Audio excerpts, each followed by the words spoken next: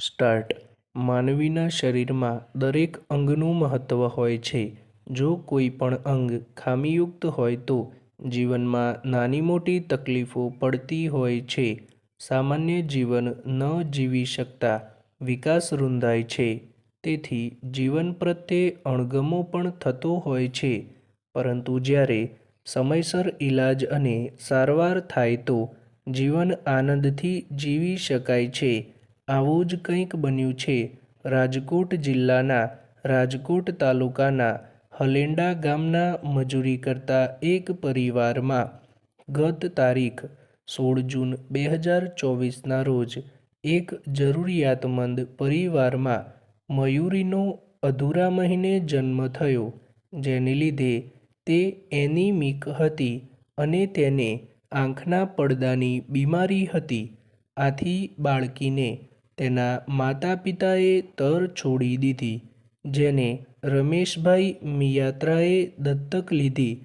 બાળકીને માતાનું ધાવણ પણ ન મળતા તેનું વજન ખૂબ જ ટૂંકા સમયમાં વધુ પ્રમાણમાં ઘટવા લાગ્યું. પેરા. આ કપરી પરિસ્થિતિમાં RBSK રાષ્ટ્રીય બાળ સુરક્ષા કાર્યક્રમ ટીમ અને આરોગ્ય સ્ટાફ દ્વારા કાંગારૂ મધર કેર અને ફોર્મ્યુલા મિલ્કની સારવાર શરૂ કરાઈ. પરંતુ તેનાથી વજનમાં જોઈએ તેવો વધારો ન થયો. ઉપરાંત બાળકીનો વજન ઘટવા લાગ્યું. ત્યારબાદ તારીખ 26 જુલાઈ 2024ના રોજ RBSK ટીમે નિદાન કરતા બાળકીના એનિમિયાની તેના પાલક માતા પિતાને જાણ કરતા તેઓ સારવારના ખર્ચની ચિંતા કરવા લાગ્યા. પેરા. મયુરીના પરિવારમાં ચિંતાના વાદળો ઘેરાવા લાગ્યા.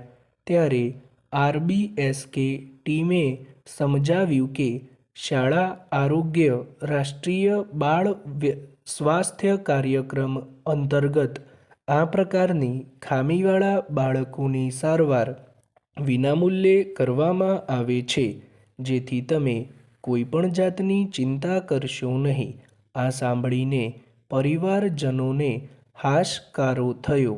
તેમને ન્યુટ્રિશન રિહેબિલિટેશન કેન્દ્ર PDU પંડિત દીનદયાળ ઉપાધ્યાય હોસ્પિટલ રાજકોટ ખાતે રિફર કરવામાં આવી. પેરા.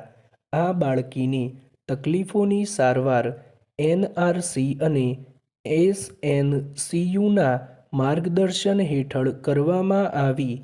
હાલ આ બાળકી સંપૂર્ણ તંદુરસ્ત છે. તેના પાલક માતા પિતા અને પરિવારજનો ખુશ છે. આથી મયુરીના પાલક માતા પિતાએ ભાવવિભોર થઈને આરોગ્ય તંત્ર, રાષ્ટ્રીય બાળ સ્વાસ્થ્ય કાર્યક્રમની ટીમ અને તેની સાથે જોડાયેલા તબીબોના સદાય ઋણી રહેશે તેવો ભાવ વ્યક્ત કર્યો હતો. પેરા.